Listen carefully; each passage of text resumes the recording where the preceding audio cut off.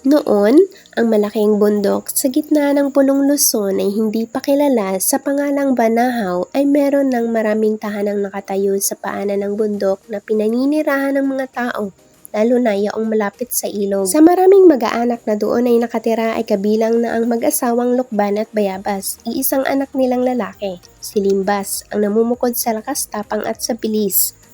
Sa kanyang panudla ay bihirang usa, baboy ramo, unggoy, at malaking ibon ay nakaliligtas. Kaya't hindi nagtagal sa paligid-ligid ng malaking bundok ay natanyag ang pangalang Limbas. Siya ang naging hantungan ng paghanga ng lahat. Sa malayong pook ay dumating ang kabayanihan ni Limbas.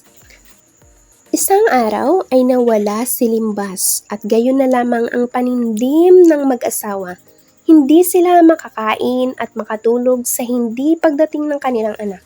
Makalipas ang 7 araw ng pagkabalisa ay muling nagbalik si Limbas. Dala niya ang isang batuhan na sari-saring damit at pagkain.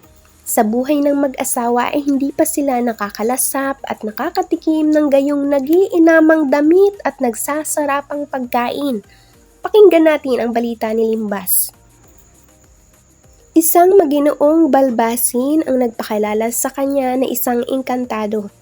Sa maharlikang tahanan nito sa tugatok ng bundok ay doon isinama si Limbas. Doon ang lahat ng hayop ay puti ang balahibo, di lamang ang mga manok pati ang mga pusa. Ang hardin ay napakalawak at humihitik sa mga bunga ang mga puno. May sasakyang hinila ng 2 kabayong puti na siyang ginagamit sa paglalakbay sa buong Luzon. At sumama lamang ako sa pag-uwi ng bahay ay hindi nawala ang dulot. Yaong balutan ng damit at pagkain na pasalubong ni Limbas sa kanyang mga magulang ay unang dulot ng Maginoo. Ngunit ang bili nito bago iabot ang dulot ay dapat munang humalik si Limbas sa kanyang mga magulang. Ano pat ang hindi paghalik sa kamay ay makapagpabago sa dalang dulot. Hindi minsan mang nawala si Limbas ng 7 araw at hindi din sa kanyang pagbalik ay sari-saring kasuotan at pagkain ang dala ang nakakasya sa kanyang mga magulang. Minsan, pabalik ng bahay ni Limbas ay isang balutan ng maliit na bolang ginto ang padala ng Ginoo. At sa tuwa ni Limbas ay nakalimutan humalik muna sa kamay ng kanyang mga magulang. At kara-karakang binuksan ang balot at sinabing, "Narito po ang ating kayamanan, mga bulang ginto."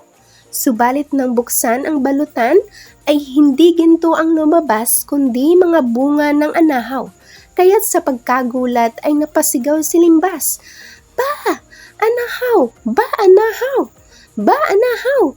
At buhat noon ay tinawag na Banahaw ang malaking bundok na yaon sa gitna ng Luzon. Gayon din, ang bayan ng Lukban at Tayabas ay nagsimula sa pangalang Bayabas at Lukban na mga magulang ni Limbas. Dito na po nagtatapos ang ating kwento mga kabinibini, ang alamat ng Bundok Banahaw.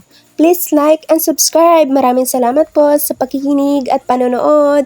Mag-iingat po kayo. God bless. Bye-bye.